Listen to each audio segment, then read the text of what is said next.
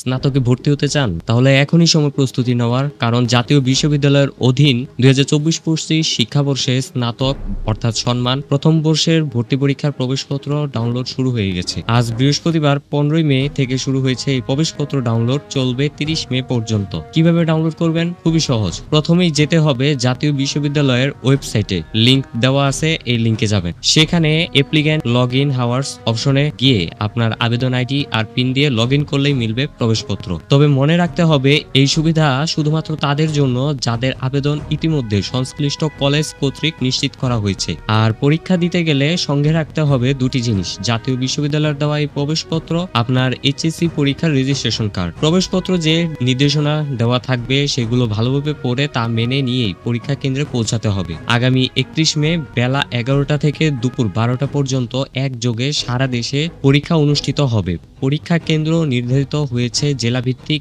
College কেন্দ্রে। গতকাল অর্থাৎ বুধবার জাতীয় বিশ্ববিদ্যালয় তাদের অফিসিয়াল ওয়েবসাইটে পরীক্ষার কেন্দ্র তালিকাও প্রকাশ করেছে। এবারের ভর্তি পরীক্ষা অনুষ্ঠিত হবে দেশের মোট ৮৭৯টি কেন্দ্রে। তাই যারা এখনো প্রবেশপত্র ডাউনলোড করেননি, এক্ষুনি ওয়েবসাইটে গিয়ে ডাউনলোড করে নিন। সময় কিন্তু খুব বেশি নেই। বিশ্ববিদ্যালয়ে পা রাখার প্রথম ধাপ এই ভর্তি পরীক্ষা। সবাইকে জানাই শুভকামনা। এই ধরনের আরো আপডেট পেতে সাবস্ক্রাইব করুন আমাদের চ্যানেল। ভিডিওটা ভালো লাগলে লাইক করবেন আর কমেন্ট আর শেয়ার করতে ভুলবেন না।